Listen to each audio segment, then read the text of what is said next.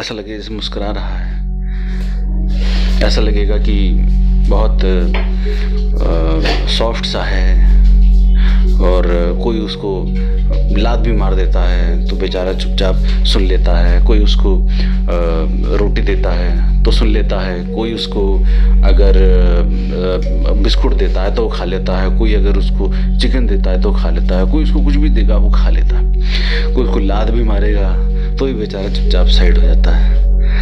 कोई उसको 10 साल 20 साल पहले अगर कोई छोटा सा बिस्कुट का पैकेट भी दे तो निरंतर उसको याद रखता है, सदैव उसको याद रखेगा। अब ये सारे जो गुण हैं ये क्या है? ऐसा नहीं कि वो नौकर है किसी का, ये उसका भाव दर्शाता है कि उसके भीतर क्या भाव है। उसके भीतर ये भाव दर्शाता है कि कोई भी कैसा भी व्यक्ति आए, चाहे आक्रमण करे चाहे पुचकारे, वो सहज रहता है, सबके साथ ही पूंछ हिलाता हुआ, बिल्कुल सौम्य सा। आपने हल्का सर पे हाथ भी फेर दिया, जीवन भर याद रखेगा, आपके पास आके बैठेगा हमेशा, बिल्कुल सौम्य, बिल्कुल।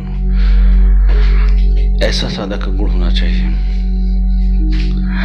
रात में आप देखते होंगे कैसा अचानक से सतर्क रहता है, हल्की सी आवाज भी, कितनी तेज कान रहते हैं। साइंटिफिकली तो कुछ ऐसी ध्वनियों को सुन सकता है कुत्ता जो मनुष्य नहीं सुन सकता है, लेकिन मैं ये नहीं कह रहा हूँ कि आप उन ध्वनियों को सुनने के लिए अपने कान तेज करिए। कुछ समझदार लोग उस प्रकार से भी टिप्पणी करेंगे, लेकिन भाव समझने का प्रयास करिए कि वो श्वान इतना एकाग्र है, इतना अलर्ट है कि उसको गहरी नींद में भी हल्की सी खट होगी तो तुरंत कान खड़े हो जाएंगे, भौंकना शुरू कर देगा। इस प्रकार का अलर्ट, जागृत, चेतनामय व्यक्ति, चेतनामय साधक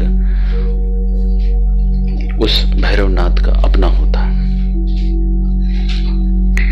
फिर आप देखते हैं, ये मैंने 2 चीजें बताई, फिर आप देखते हैं कि उस श्वान का अगर मूड सनकता है तो फिर वो बड़े से बड़े व्यक्ति से, बड़े से बड़े जानवर से लड़ने की हिम्मत लाके उसको काटने, खाने, भौंकने, नोच के फाड़ के फेंकने की हिम्मत रखता है। लेकिन ये बहुत रेयर होता है। या तो पागल ही होगा कोई कुत्ता जो 24 घंटे भौंकेगा या काटेगा, तो उसका कोई इलाज नहीं है। श्वान अक्सर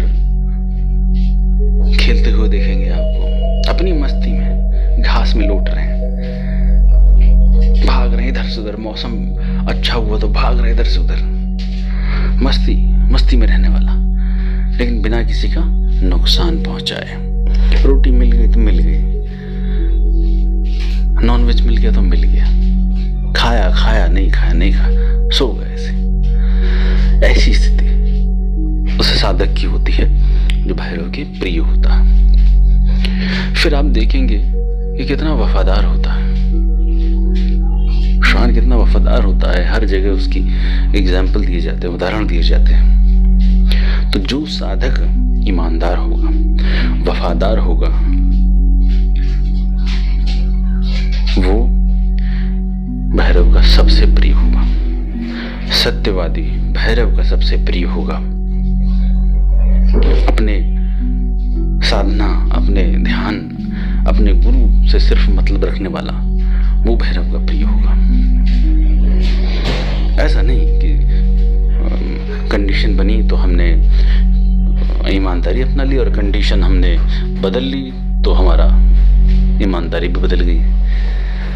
वो हल्के फुल्के साइड में खड़े होकर रहने वाले, दूर से अगरबत्ती दिया करने वाले, सिगरेट और दारू का भोग करने वाले टाइम पे, वैसे साधक हैं वो जो कंडीशन बेस्ड ईमानदारी रखते हैं।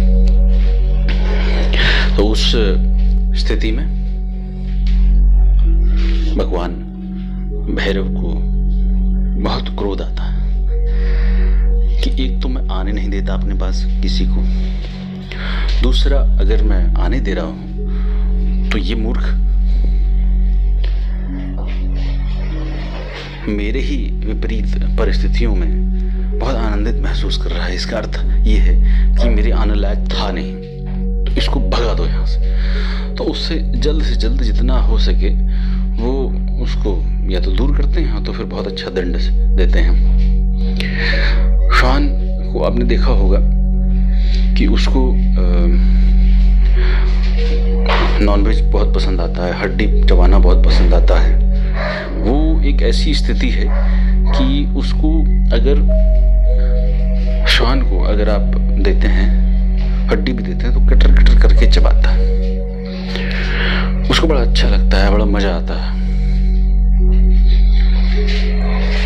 तो जो उनको पसंद है वो मैं बता रहा हूँ कि जैसे पापड़ हो गए, चने हो गए, हड्डियाँ हो गई। जरूरी नहीं कि आप, अब मैं बता रहा हूँ अगर, तो आप सोचें कि अरे मैं हड्डी नहीं चबाऊंगा तो क्या मुझे भैरव नाथ जी प्रसन्न नहीं होंगे? नहीं, ये आपको मूर्खों वाली स्थिति में मैं नहीं ले जाऊंगा आपको। मैं आपको दोनों स्थिति में बताऊंगा कि एक जो चना होता है टाइट, जिसको दांत में कड़कड़ा हो जाता है तोड़ने में, वो भगवान भैरव को बड़ा पसंद है। ठीक।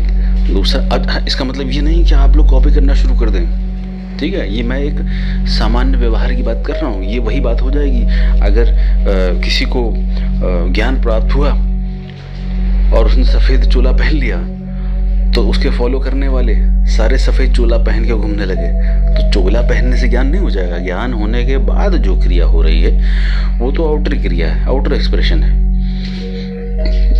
उसी प्रकार से जिसका ये वास्तविक स्वरूप है, जिसका ये वास्तविक कैरेक्टर है, वास्तविक गुण है, वो उसको अत्यंत निकट है ना। बनावटी पसंद बिल्कुल पसंद नहीं, उसको बनावटीपन बिल्कुल पसंद नहीं कि सामने कुछ और, दूसरे के पीछे कुछ और। उसमें अगर गुरु के सामने कुछ और बोल रहा है, शिष्य गुरु भाइयों के सामने कुछ और बोल रहा है, अपने परिवार के सामने कुछ और बोल रहा है, तो वो एक पागलपन की स्थिति है। पागलों के बारे में ऐसा बोला जाता है कि जो एक पथ पे निश्चित होकर नहीं चल पा रहे हैं, वो अंत में पागल ही होते हैं। और दूसरा, जब हम बात करते हैं कि चने चबा चबा के खाना, पापड़ तोड़ तोड़ के, कटर कटर करके खाना,